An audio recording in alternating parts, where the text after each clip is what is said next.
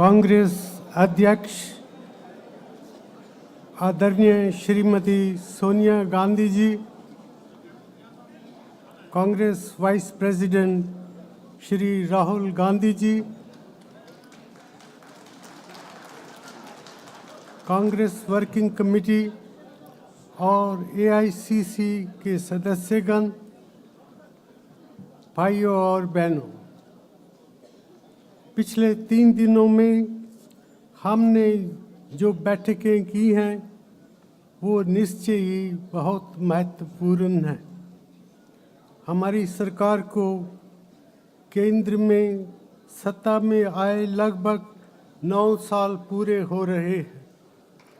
ये विशेष बैठकें इसलिए बुलाई गई हैं ताकि अगले आम चुनाव से पहले बचे समय के लिए हम अपनी प्राथमिकताएं निर्धारित कर सकें। मुझे पूरा विश्वास है कि इस चिंतन शिविर और एआईसीसी अधिवेशन से कांग्रेस पार्टी को एक नई दिशा मिलेगी। जो जयपुर डिक्लेरेशन हम अपनाने जा रहे हैं वो निश्चय ही हर कदम पर हमारा मार्गदर्शन करता रहेगा। हमें अब ये भी तय करने की ज़रूरत है कि साल 2014 के आम चुनाव की तरफ बढ़ते हुए हम भारत की जनता से क्या कुछ कहना चाहते हैं। मेरा मानना है कि हमें अपने संदेश को 2 हिस्सों में बांटना होगा। हमें अपने काम के रिकॉर्ड की सही जानकारी जनता को देनी होगी और इसमें जो कमियां रही हैं उन्हें भी ईमानदारी से स्वीकार करना होगा। साथ ही हमें लोगों को ये भी बताना होगा कि देश के भविष्य के लिए हमारा क्या सपना है और उसे हम कैसे साकार करना चाहते हैं। भविष्य की अपनी कार्य योजना के जरिए हम अपने करोड़ों नौजवानों को खास तौर पर विश्वास दिलाना होगा कि हम उनकी आशाओं को समझते हैं और उन्हें पूरा करने के लिए ठोस कदम उठाएंगे। भाइयों और बहनों, अगर हम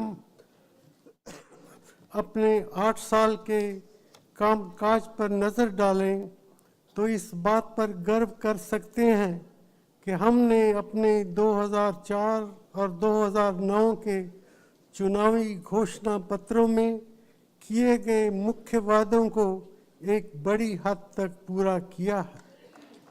हमारा बुनियादी मकसद देश की तरक्की को हर मानों में इंक्लूसिव बनाना रहा है।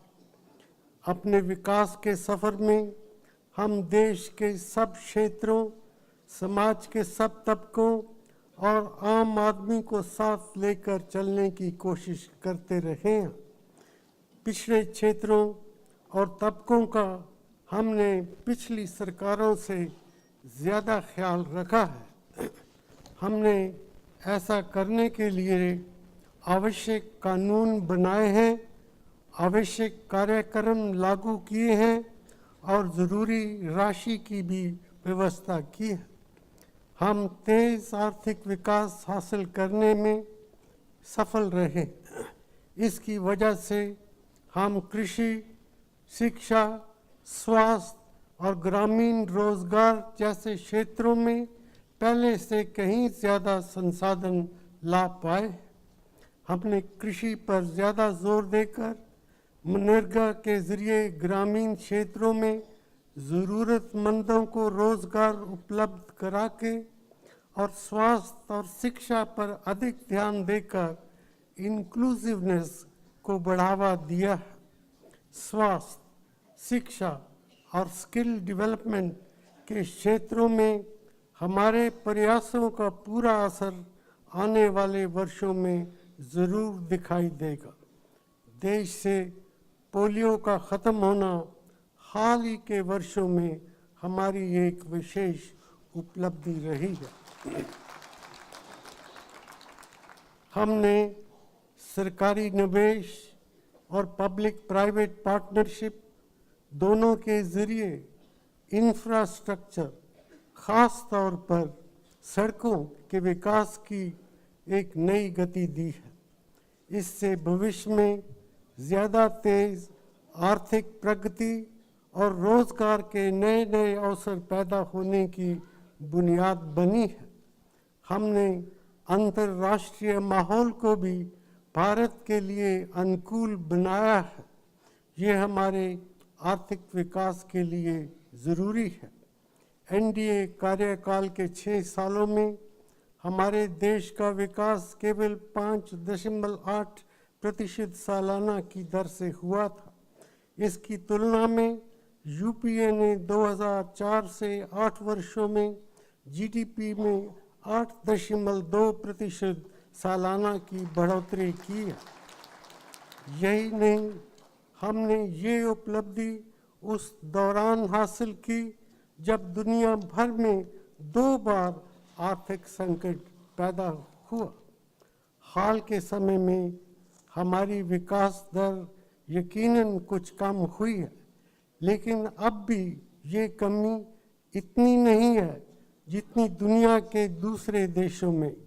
हम अपने विकास की गति को फिर से तेज करने के लिए कड़ी मेहनत कर रहे हैं।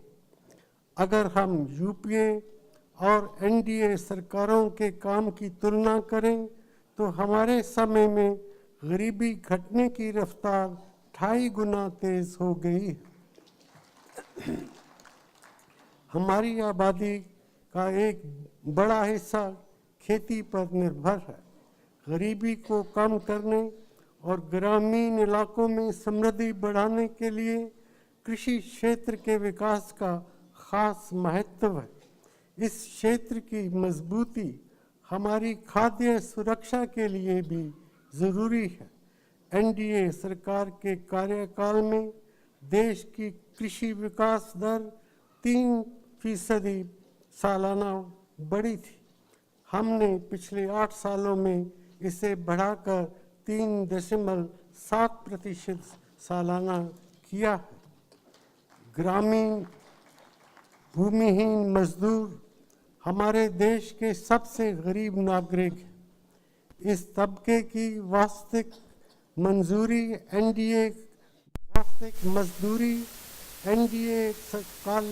एनडीए सरकार के दौरान में प्रति वर्ष 1.1% की दर से बढ़ी। कार्यकाल के दौरान ये मजदूरी यानी कि 6 गुना ज्यादा तेजी से बढ़ी। देश के आर्थिक विकास के फायदे अंदाजा गाँव में प्रति व्यक्ति उपभोग या पर कैपिटा रूरल कंजम्पशन की रफ्तार में होने वाले इजाफे से सही तौर लगाया जा सकता है। साल 1993-94 एवं 2004-05 के बीच ये वृद्धि केवल 0.8% प्रति वर्ष थी। पिछले 8 साल में ये उपभोग 6 गुना ज्यादा तेजी से बढ़ा। ये हमारे इंक्लूसिव विकास के दावे को साबित करता है। यहाँ भाइयों और बहनों, ये सवाल उठता है कि हमारी सफलताओं को आमतौर पर क्यों नहीं पहचाना जा रहा है।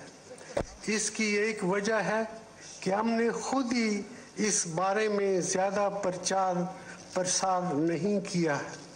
हमारी कम्युनिकेशन स्ट्रेटजीज शायद बहुत प्रभावी नहीं रही हैं। हमें जनता तक ये संदेश पहुंचाना चाहिए कि हमने देश से गरीबी, अशिक्षा और बीमारी को कम करने के लिए बड़े कदम उठाए हैं, जिनमें हमें काफ़ी कामयाबी भी मिली है। हमें लोगों को ये बताना चाहिए कि समाज के कमज़ोर तबकों, अनुसूचित जातियों, अनुसूचित जनजातियों और अल्पसंख्यकों के फायदे के लिए क्या क्या काम किए हैं। हमें जनता को ये जानकारी देनी होगी कि ग्रामीण क्षेत्रों के विकास के लिए हमने क्या खास कदम उठाए हैं। ये सच है कि हमारे देश में आज भी बहुत ज़्यादा गरीबी है और हमें इसको कम करने की और ज़्यादा कोशिश करनी होगी। लेकिन हमें लोगों को ये भी बताना चाहिए कि पहले की बनिस्बत अब गरीबी कम हुई है और उसमें तो पहले की तुलना में ज़्यादा तेज़ी से कमी आई है। अक्सर जनता को ये पता नहीं चल पाता कि जिन योजनाओं से उन्हें फ़ायदा पहुंच रहा है वो हमारी केंद्र सरकार की है। बहुत बार ऐसे राज्यों में जहां कांग्रेस सत्ता में नहीं है वहां मौका का फ़ायदा उठाते हुए राज्य सरकारें इन योजनाओं को अपने नाम पर चलाने लगी हैं। जनता को असली हालात से वाकिफ कराना भी हमारा फर्ज बनता है। कांग्रेस के हर कार्यकर्ता को इस बात की कोशिश करनी चाहिए कि लोगों को पता चले कि न सिर्फ इन योजनाओं के लिए पैसा केंद्र सरकार दे रही है बल्कि इन स्कीमों के पीछे सोच भी हमारी ही है। हमें ये भी समझना चाहिए कि लोगों की आशाएं पिछले कुछ सालों में तेजी से बढ़ी हैं। आज लोग विकास के लाभ को जल्द से जल्द पाना चाहते हैं। हमारे नौजवान आज पहले से कहीं ज्यादा सजग, जानकार और महत्वाकांक्षी हैं। खास तौर पर शहरी क्षेत्रों में इस तेजी से बदलती हुई दुनिया में वो आधुनिक तौर तरीके और टेक्नोलॉजी अपनाना चाहते हैं। ये हमारी जिम्मेदारी बनती है कि हम उनकी उम्मीदों को समझें और उनको पूरा उतरने की कोशिश करें और ये कोशिशें हमें बिना कोई वक्त गंवाए करनी होंगी। हमारे रिकॉर्ड में एक कमी महंगाई रही है। यूपीए सरकार के कार्यकाल के दौरान महंगाई की औसत दर जितना हम चाहते थे इससे ज्यादा रही है। इसका एक मुख्य कारण है अंतर्राष्ट्रीय बाजारों में पेट्रोलियम पदार्थों की कीमतों में ज़बरदस्त वृद्धि जो पिछले 8 सालों में बहुत ज़्यादा हुई। एक दूसरी ख़ास वजह यह है कि हमारी सरकार ने किसानों के फ़ायदे के लिए फसलों के खरीद मूल्य बहुत ज़्यादा बढ़ाए हैं। हमें महंगाई दूर करने की दिशा में कुछ ठोस कदम उठाने की ज़रूरत है। खासकर साल 2013-14 में हमने कई महत्वपूर्ण क्षेत्रों में कानूनी और कॉन्स्टिट्यूशनल गारंटीज दी हैं, जैसे शिक्षा का अधिकार, सूचना का अधिकार। ऐसे कई कानून बनाए गए हैं जो अनुसूचित जातियों, अनुसूचित जनजातियों, अन्य पिछड़े वर्गों, अल्पसंख्यकों और महिलाओं को सामाजिक और आर्थिक रूप से सशक्त बनाते हैं और उनके अधिकारों की रक्षा करते हैं। लेकिन हमें ईमानदारी से ये बात भी माननी चाहिए कि कानून बनाना एक बात है, उन्हें ठीक तरह लागू करना दूसरी। अक्सर नए कानून बनने का पहला नतीजा ये होता है कि अधिकारों का उल्लंघन जो पहले नज़रअंदाज कर दिया जाता था वो अब जनता की निगाह में आ जाता है। मेरा मानना है कि ये प्रगति की ही एक निशानी है। इससे केंद्र और राज्य सरकारों दोनों पर जनता के अधिकारों की सुरक्षा के लिए प्रयास करने का दबाव बनता है। अभी हाल ही में दिल्ली में एक युवती के साथ खौफनाक घटना के बाद हमारे देश और हमारे समाज में महिलाओं की स्थिति पर काफ़ी चर्चा हुई है। ये सच है कि महिलाओं और पुरुषों को आर्थिक और सामाजिक रूप से बराबरी का दर्जा दिलाने के लिए अभी हमें एक लंबा सफ़र तय करना है। ये नहीं भूलना चाहिए कि महिलाएं हमारी आबादी का आधा हिस्सा हैं और उनकी भागीदारी हमारे विकास और समृद्धि के लिए बहुत ही ज़रूरी है। कुछ दिन पहले हुई राष्ट्रीय विकास परिषद की बैठक में मैंने कहा था कि समाज में महिलाओं का दर्जा बढ़ाने के लिए ये ज़रूरी है कि उन्हें सार्वजनिक स्थानों में आने के लिए प्रोत्साहित किया जाए और इसके लिए उन स्थानों पर उनकी पूरी हिफाजत सुनिश्चित की जाए। ये हमारी जिम्मेदारी है कि हम एक ऐसा माहौल तैयार करें जिसमें महिलाएं अपने आप को सुरक्षित महसूस करें। इस काम के लिए कानून में जो भी बदलाव ज़रूरी हैं वो करने के लिए हम प्रतिबद्ध हैं, लेकिन ये करना काफ़ी नहीं होगा। हमें अपने सामाजिक मूल्यों में भी बदलाव लाना होगा ताकि आम तौर पर समाज में महिलाओं के प्रति इज्जत और आदर बढ़ सके। अब मैं विदेश से संबंधित मामलों की बातचीत करना चाहूँगा। भारत की विदेश नीति का एक मुख्य उद्देश्य ये है कि विश्व और अपने क्षेत्र में हम शांति और स्थिरता का एक ऐसा माहौल बनाएं जिसमें हमारा देश अपने विकास के लिए आसानी से काम कर सके और आगे बढ़ सके। इसकी एक मिसाल अंतर्राष्ट्रीय समुदाय के साथ हमारा सिविलियन परमाणु समझौता है। इस समझौते के ज़रिए हमने अपनी विदेश नीति के एक बड़े उद्देश्य को हासिल किया। ये उद्देश्य था भारत को परमाणु नीति तकनीक के मामले में भेदभाव पर आधारित व्यवस्था से मुक्त करना। आज कई परमाणु ताकतें जो भारत से पहले परमाणु तकनीक के मामले में किसी तरह का संबंध नहीं रखना चाहती थीं, अब भारत के साथ परमाणु व्यापार कर सकती हैं और कर भी रही हैं।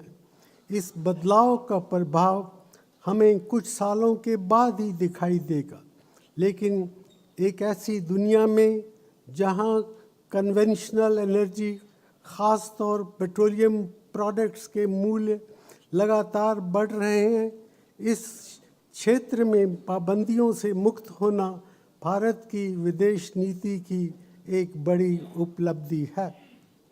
कई पूर्व एशियाई और दक्षिण एशियाई पड़ोसियों और आसियान के साथ कम्प्रिहेंसिव इकोनॉमिक कोऑपरेशन एग्रीमेंट करना भी हमारी सरकार की एक बड़ी उपलब्धि है। अक्सर ये कहा जाता है कि ये शताब्दी एशिया की शताब्दी होगी, जिसके अंतर्गत विश्व अर्थव्यवस्था में एशिया फिर मजबूत होकर उभरेगा। मुझे पूरा विश्वास है कि भारत इस बदलाव में एक अहम भूमिका अदा करेगा।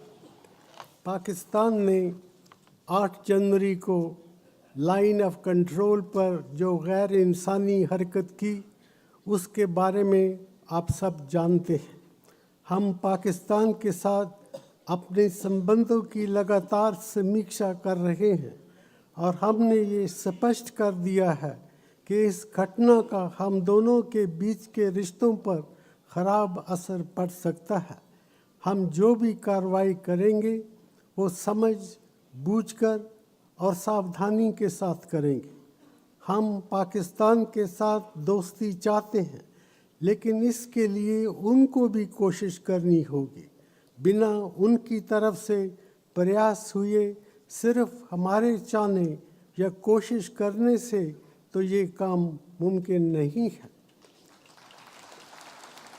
भाइयों और बहनों, आज हमारा जीडीपी चीन तथा अमेरिका के बाद तीसरे नंबर पर है।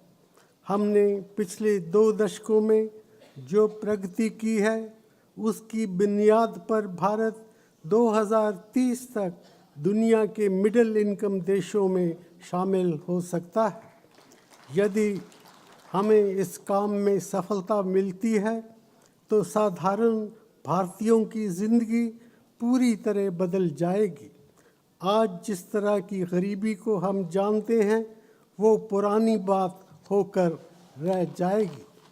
हमारे नौजवानों के लिए तमाम सारे नए अवसर उपलब्ध हो जाएंगे, लेकिन इस संभावना को हकीकत में बदलने के लिए हमें कड़ी मेहनत करनी होगी। हमें शिक्षा और स्किल डेवलपमेंट के ज़रिए अपने नौजवानों की क्षमताओं को भी बढ़ाना होगा, ताकि ये परिवर्तन तेज़ी से लाया जा सके। इससे भी वो फ़ायदा भी उठा सके। ये काम 12वीं योजना में हमारी प्राथमिकताओं में से एक है। अभी कुछ दिन पहले राष्ट्रीय विकास परिषद ने 12वीं योजना को मंजूरी दी है। इस योजना में मजबूत और इंक्लूसिव विकास के लिए एक कार्यक्रम की रूपरेखा प्रस्तुत की गई है, जिसके तहत हमारी विकास दर, जो वर्तमान वर्ष में 6% से भी कम है, 2016-17 तक बढ़कर 9% पर ले जाई जा सकती है। हमने अपने विकास को सस्टेनेबल बनाने पर भी इस योजना में ख़ास जोर दिया है। हम अपने विकास प्रक्रिया में अपने पर्यावरण की सुरक्षा का पूरा ख्याल रखेंगे। हमने 12वीं योजना में शहरीकरण से जुड़े मुद्दों पर भी ध्यान दिया है। हमारी आबादी का शहरों में रहने वाला हिस्सा लगातार बढ़ रहा है, इसलिए ये ज़रूरी है कि हम ये सुनिश्चित करें कि शहरों का विकास प्लान्ड तरीके से हो। इस तथ्य को हासिल करने के लिए Jawaharlal Nehru urban renewal mission में हम सुधार कर रहे हैं। हमारे ये लक्ष्य ऐसे नहीं हैं जो साधारण कोशिशों से प्राप्त हो जाएं। ऐसा तभी संभव होगा जब कुछ कठिन निर्णय लिए जाएं। इनमें से कृषि, इंफ्रास्ट्रक्चर और सरकारी फाइनेंसेस जैसे क्षेत्रों से संबंधित बहुत से निर्णय राज्य सरकारों के कार्य क्षेत्र में आते हैं। इस योजना में ये बात भी कही गई है कि अगर हम सही निर्णय नहीं लेंगे तो हमें खराब नतीजों का सामना भी करना पड़ सकता है। हम कोई भी योजना या कार्यक्रम बनाएं, उसका पूरा फ़ायदा देश की जनता को तभी ही मिलेगा जब उसको ठीक तरीके से लागू किया जाए। इसके लिए केंद्र और राज्य सरकारों, प्रशासनों दोनों का चुस्त दुरुस्त और भ्रष्टाचार मुक्त होना बहुत ज़रूरी है। हम भ्रष्टाचार को लेकर आम जनता में जो परेशानी और गुस्सा है उसे समझते हैं। हमने सरकारी काम में गड़बड़ी कम करने और पारदर्शिता और जवाबदेही बढ़ाने के लिए बहुत सी पहलें की हैं। इनमें कानूनी बदलाव, सरकारी सेवकों की डिस्क्रिशनरी पावर्स कम करने के प्रयास और शासन के कामों में आधुनिक टेक्नोलॉजी का उपयोग शामिल है। हमारी सरकार एक मजबूत लोकपाल की स्थापना के लिए भी प्रतिबद्ध है और मुझे उम्मीद है कि इस काम में जल्दी ही सफलता मिल पाएगी। आज सूचना के अधिकार के प्रयोग से सरकार के काम की बहुत सी ऐसी कमियां जनता की निगाह में आई हैं जो बिना इस कानून के छुपी रहती थी। हम इस बात का स्वागत करते हैं। जब भी कोई गड़बड़ी हमारे सामने आई है, हमने दोषी लोगों के खिलाफ सख्त कार्रवाई की है।